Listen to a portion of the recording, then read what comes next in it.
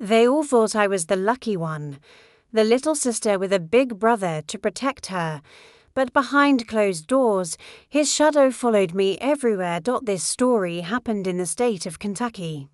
There was a time I believed my childhood was as ordinary as cornbread cooling on the counter. We lived in a tired little house with paint that flaked like old skin and a porch that sagged, just enough to make it creak when you sat on it. Our home rested on the edge of a Kentucky coal town, where the mornings smelled of wet earth and the evenings carried the drone of cicadas until your ears hummed with their chorus. To the outside world, we were a picture of small-town faith and grit. Daddy worked in the mines, his hands always blackened no matter how hard he scrubbed. Mama pressed shirts at the laundry downtown, steam rising around her until her hair stuck to her forehead. And then there was me, the youngest, the girl folks always called quiet. They thought I was shy, maybe delicate, the kind who'd grow into a dutiful wife who kept her head down. But more than me, it was my brother who captured attention. He was only 2 years older, but the gap felt wide. As a canyon, he was taller, stronger, with a grin that neighbors said could win over anyone. Mama always told me, "You're lucky, child. Not every girl has a big brother to look out for her." She said it like a blessing, a promise of safety. I believed her.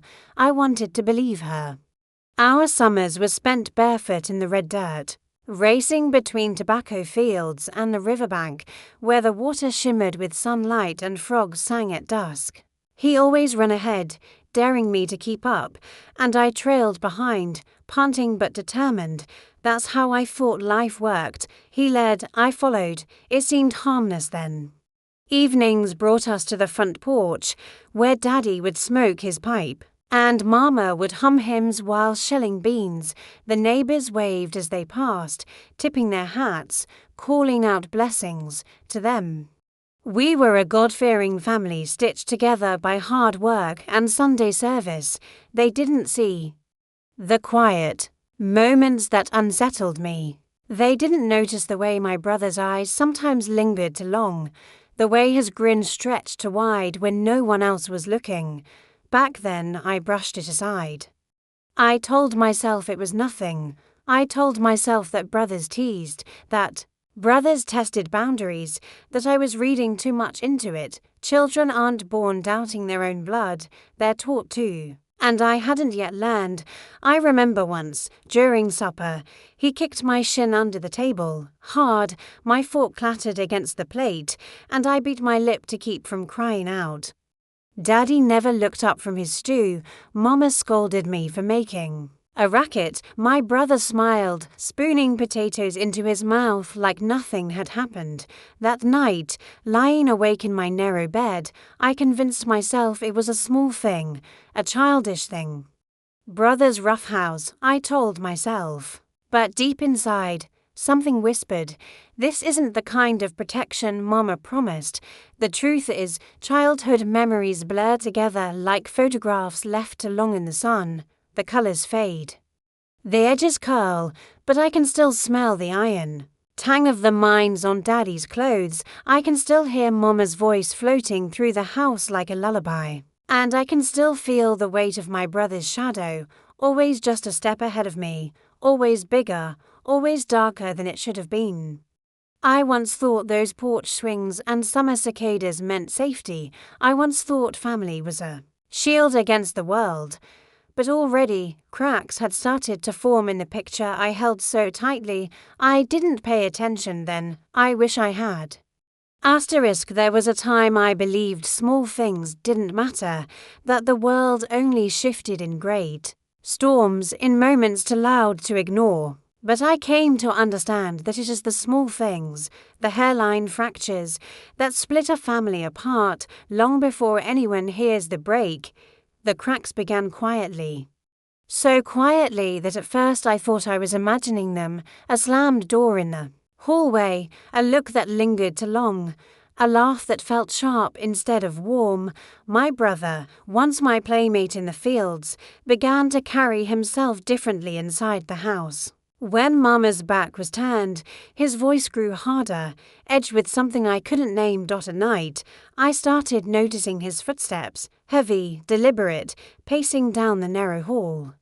I would lie stiff in bed, holding my breath, counting the seconds between creaks of the floorboards. Sometimes he paused outside my door, long enough that I could feel my skin prickle. When morning came, I would ask myself if I'd only dreamed it, but the bedsheets told another story, tangled, twisted, damp with the sweat of a girl too young to understand why she couldn't rest. During the day, he wore a mask so convincing it fooled everyone. He carried Mama's baskets, polished Daddy's boots, charmed the neighbors with yes, ma'am and no, sir. In Sunday school, he belted out hymns louder than anyone, his hands folded so piously that even the preacher bragged on him. But I had begun to see something different. A shadow that trailed him indoors, a sharpness to his smile when no one else was looking. Things began to disappear from my room. First it was small, a ribbon I wore in my hair, a trinket from church camp, the little diary where I wrote down secrets that weren't supposed to matter to anyone but me. When I asked, he shrugged, his eyes glinting with amusement. Once I found that ribbon tied around his baseball bat. A knot pulled tight like a joke only he understood. My cheeks burned, but I said nothing. I stopped asking questions. And then there were the whispers. I once overheard Mama talking low on the phone, her voice wrapped in worry. "He's restless," she said. "Boys get that way, you know." The words cut into me. Was that all it was, restlessness? Something normal, something boys were. Aloud, I sat on the stairwell, pressing my palm into the wooden banister so hard it left little grooves in my skin. I wanted her to say more, to acknowledge what I felt in my bones, but she only sighed and changed the subject. Even neighbors began to take notice of me, though not in the way I hoped. One Sunday, after service, I overheard two women near the church steps. Their voices carried just enough. "She looks pale. Something's off with that girl." The other replied, "Well, you know how some children are. Moody. Maybe she reads too many novels." They chuckled and moved on, and I kept my eyes on the gravel path, swallowing the truth down like sour milk. The silence grew heavier with every day I pretended not to see. I told myself it was all small things, things that didn't matter, but small things add up. They gather in corners like dust, thick and suffocating, until one day you realize you're choking on them. It wasn't until I found that old letter hidden under my Bible that I knew the cracks were leading somewhere darker, somewhere I wasn't ready to name, and that's when I realized, but I wasn't yet ready to say it out loud. There was a time I believed betrayal arrived like a stranger at the door, someone you could point to and name.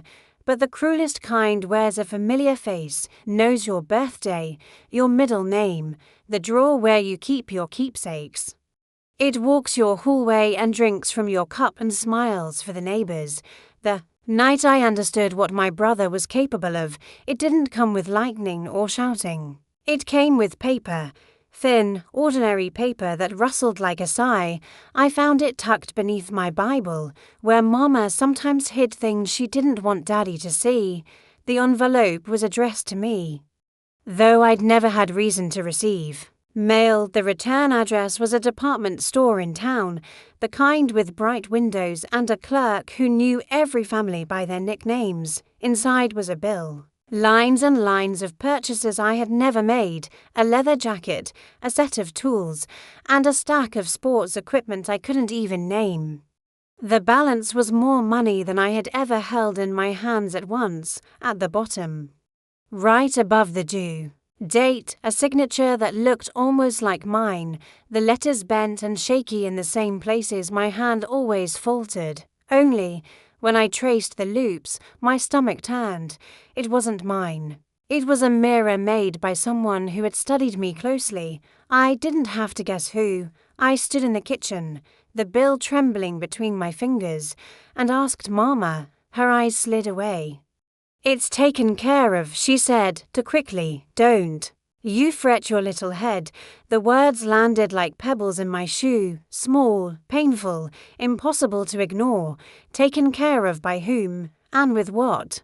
When Daddy came home that night, the house smelled of coal dust and sweat and the particular tired that lives in a man's bones.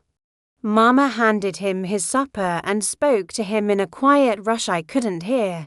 He glanced at me, frowned, then kept eating, and the silence between us thickened into something I could hardly breathe through. My brother walked in late, whistling. He tossed a new jacket over the back of a chair, the leather catching the kitchen light like a smirk. His hands were clean, his hair combed just so, the picture of a boy who could do no wrong.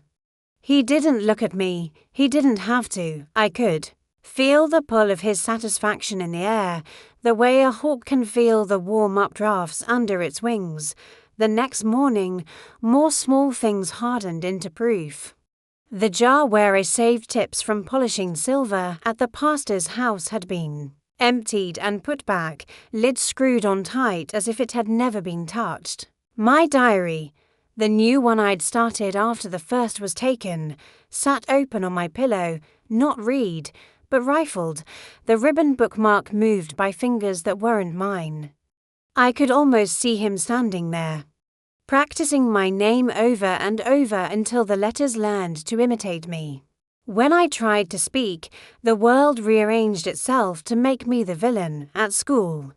To girls I'd once walked home with stopped beside the lockers and let their whispers fall just loud enough for me to hear. They say she came home drunk. When no one was watching, one said, tilting her head like a sparrow. The other made a face, half pity, half thrill. I had never touched a drop of liquor. I didn't even know what drunk felt like, but the rumor moved faster than my protests could run. At church, Mrs. Ellison patted my arm and asked if I was getting enough sleep, her eyes flicking to the bluish moons beneath mine. The pastor's wife smiled too brightly and pressed a pamphlet into my hand about upright living, as if unruly choices, not someone else's lies, explained the tremor in my voice. My brother stood a step behind me in his best shirt, humming along to the hymn, righteous as a sunrise. I tried Mama again, this time showing her the bill. My voice shook, and the paper rattled like a bird in a trap. "It's not mine," I said. "I didn't do any of this." She wiped her hands on a towel and wouldn't meet my eyes. "Your brother says he saw you with those girls from town," she murmured. "He says you've been different." There it was, the story he'd planted taking root in the only garden that mattered.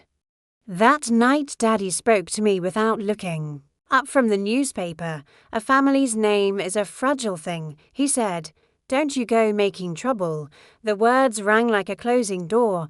I wanted to tell him the trouble had already been made, that it wore my face in forged ink and spoke with my voice when it suited him. But my mouth felt full of river stones. The worst part wasn't the money, though God knows I woke sweating, thinking of numbers I couldn't pay. It wasn't the empty jar or the way every eye in town seemed to weigh me now the way you weigh fruit, checking for bruises. The worst part was the abandonment, the sick realization that the people who were supposed to hold me up had stepped aside and let me fall. My brother's shadow didn't just stretch from him to me. It stretched from him to everyone who chose to believe him, because it was easier than believing me. I told myself I could endure it if I just stayed small, if I folded myself thin enough to slip between the cracks. But betrayal, once it enters a house, touches everything inside it. It makes the floors warp and the pictures tilt and the air taste like metal. I had once believed truth could speak for itself. I learned that when lies wear a familiar face, truth has to strain just to be heard, and that's when I realized.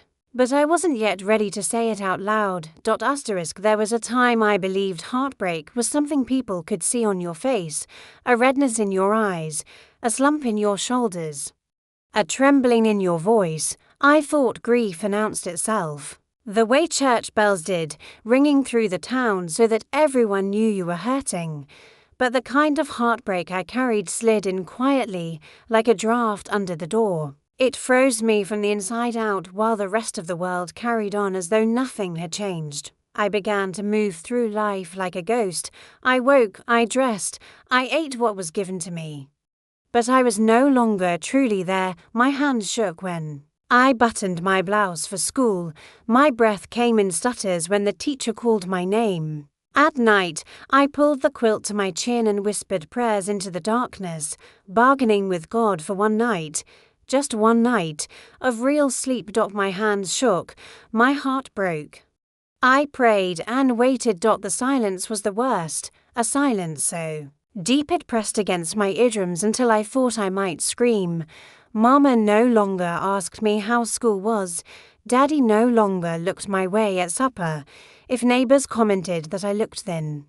Mama waved it off with a laugh. She's just growing fast, she said, though her eyes avoided mine. I had spoken once, and it had been enough for them to decide they would rather not hear me again. My brother, of course, carried on as if nothing had changed. His smile was quick, his joke sharp. His place at the table secured. The more I shrank, the larger he seemed to grow. He filled the house with his presence, casting a shadow over every corner. And I became smaller, quieter, until even my own reflection seemed uncertain of who I was. One winter morning, I cut my finger while slicing bread. The pain was sharp but clean. A red bead swelling against my skin. I remember staring at that drop of blood longer than I should have, realizing it was the first honest thing I had seen in months. It hurt, but at least it was real. Everything else in my life felt like a lie pressed into me until I could hardly breathe. I tried again once, only once, to speak the truth. Mama was in the kitchen, rolling dough, flour dusting her apron. I opened my mouth, but the words tangled in my throat. I managed only a whisper, "Mama." She looked at me, tired and worn, and said, "Whatever it is, don't make trouble." Her voice cracked like a whip. I never tried again. So I carried it alone. Each rumor, each lie, each night I lay awake listening for footsteps. I buried my voice under chores and hymns, under the clatter of dishes and the hiss of the coal stove. I became invisible, not because I wanted to vanish, but because it seemed the only way to survive. I once believed collapse meant falling to the ground, a spectacle of tears and cries. But my collapse was quieter. It was sitting at supper with an empty plate. It was singing hymns without hearing the words. It was looking at my own hands and wondering if they belonged to me anymore. They thought I was fading because I was weak. But the truth was, I was fading because no one dared to see me. And that's when I realized. But I wasn't yet ready to say it out loud. There was a time I believed strength was measured by noise. By the loud voice in a room, by the person who stood tallest, by the one who could slam a fist on a table and make the plates jump. But I came to understand that strength can also be quiet, hidden in small choices, folded into silence until the day it is needed. I began to write things down. Not in the pink diary my brother had once stolen, but in a plain school notebook with a torn cover, the kind no one would bother to glance at twice. I slid it under my mattress, beneath the quilt Mama had sewn from old work shirts. In it I wrote dates, fragments, impressions. I didn't spill my heart. I was too afraid of anyone finding it, but I made marks that only I understood. A single star meant footsteps outside my door. A circle meant something missing from my room. A slash meant another rumor whispered about me in town. To anyone else, it would look like doodles. But to me, it was proof. I began saving things too. A ribbon that mysteriously reappeared in his drawer, knotted differently than I'd tied it. A letter I wasn't meant to see, the one where Mama's friend hinted at strange behavior around her daughter. A blouse sleeve with a tear I hadn't made myself, little tokens of a truth no one wanted to face. I folded them into the bottom of my hope chest, layered between quilts, as if one day someone would be brave enough to open it and see. I learned the art of invisibility at family suppers. I positioned myself where the light fell brightest, close enough to Mama to seem dutiful, far enough from my brother that he couldn't reach me without notice. In church, I sang softer so that no one looked my way, but I never missed a line, because disappearing completely was more suspicious than being quietly present.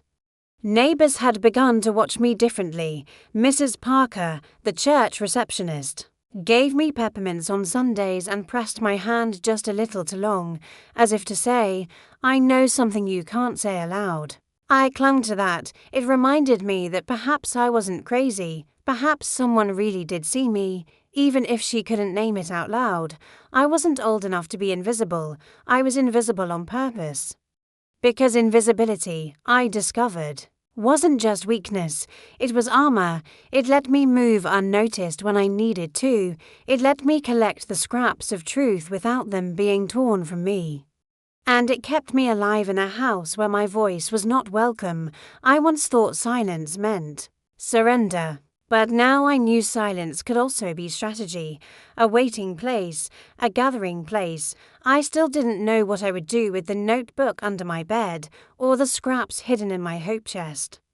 But I knew one day, when the time was right, they would matter.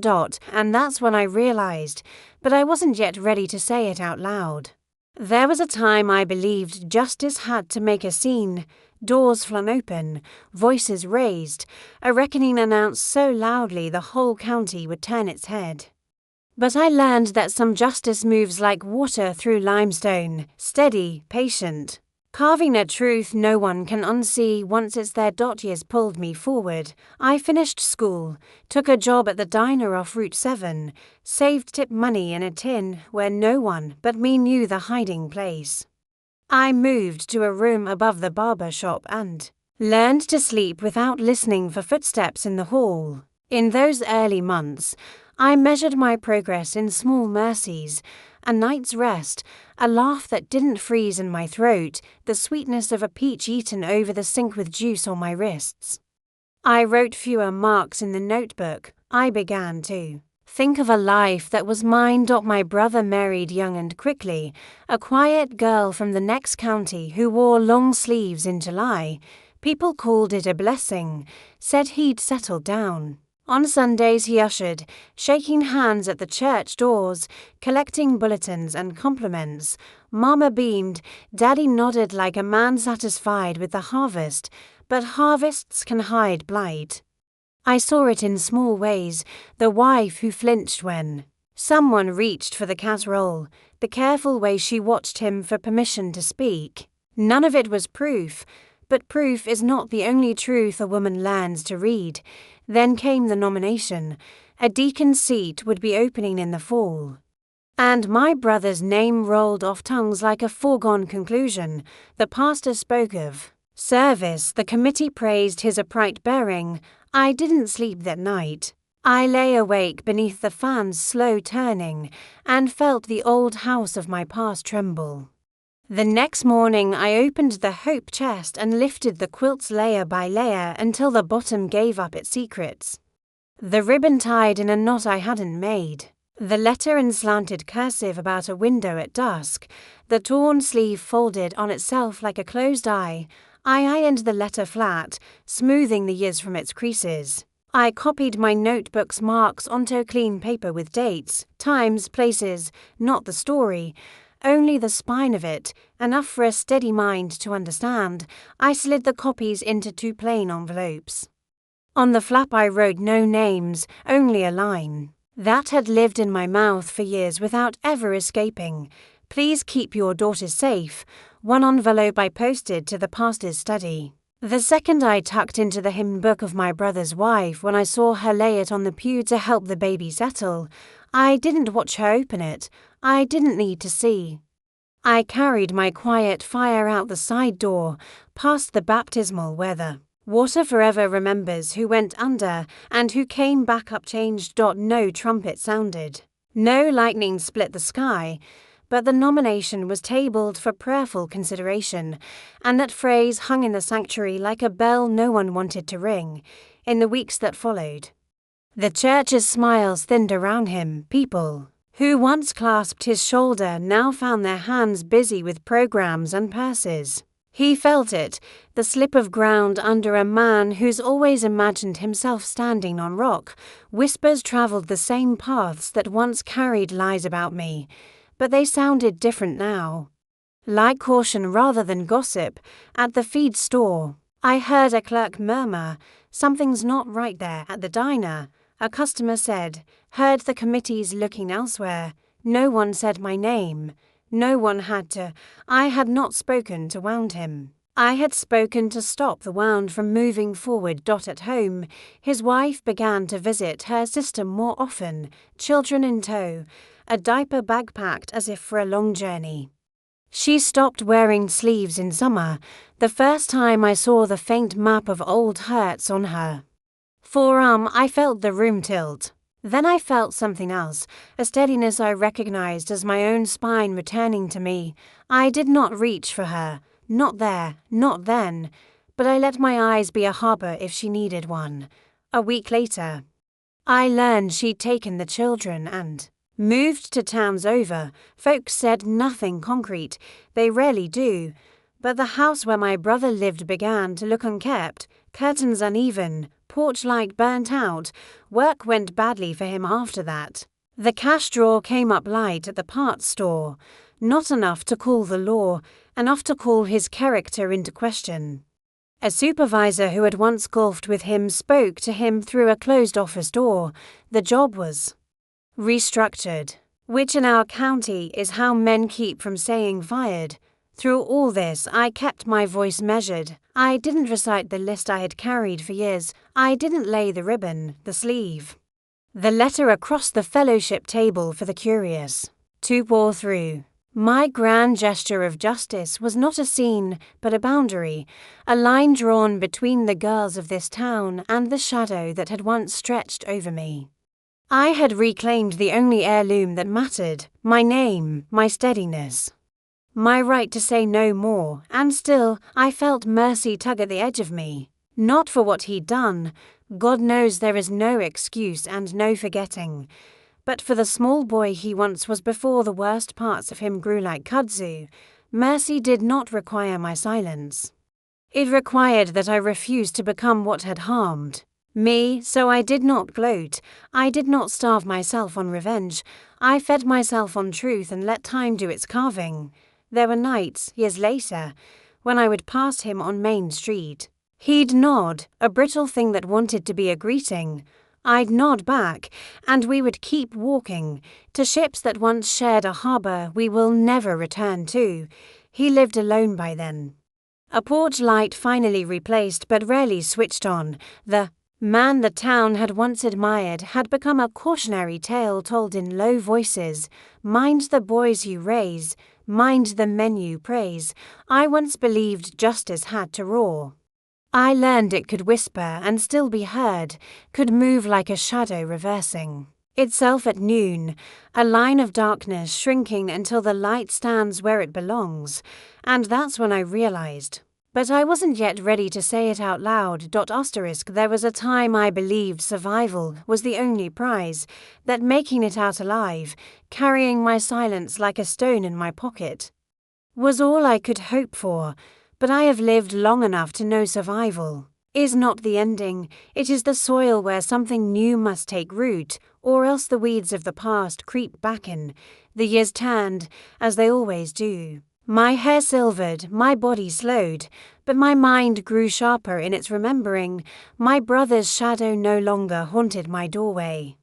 Yet sometimes it brushed across my sleep in dreams that jolted me awake. Still, those nights grew fewer with each telling of my truth, first in whispers to a friend, then in cautious words to my daughter, later in stories offered to my grandchildren when they were old enough to listen. The weight lessened. Not vanished, but lightened, as if every spoken word pulled another stone from the sack I had carried so long. I built a family of my own, stitched together not by fear but by choice. A husband who looked me in the eye when he spoke, children who were taught that secrets are no protection, that silence does not equal respect, grandchildren who sit at my knee now, their faces round and eager, who ask for one more story the way I once asked Mama for one more hymn. They know me not as the quiet, broken girl I was, but as the woman who stood her ground, who lived long enough to say what needed saying. Sometimes, when the house is still, I think of Mama, bent over her dough, and I wish she had been able to listen. I think of Daddy, folded into his paper, and I wish he had looked up. Regret lingers, but I do not let it drown me. They were products of their silence.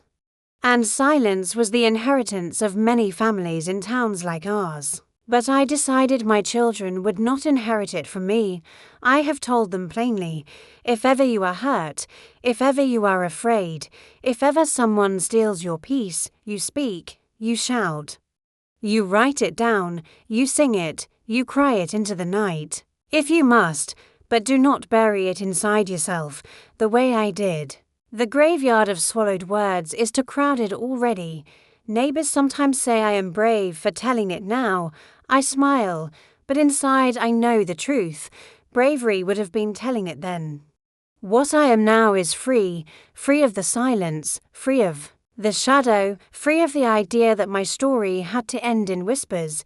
There are still people in this town who will not look me in the eye when I pass. Let them turn away. I no longer measure myself by the gaze of those who chose not to see. My worth is written in the lives of my children and grandchildren, in their laughter, in their open voices that do not flinch from truth. I once believed age would shrink me, fold me into myself until I was small and quiet again, but age has not made me smaller. It has given me a louder truth, a steadier spine, a voice that refuses to tremble. They told me age would make me smaller, but this was when I found my real voice.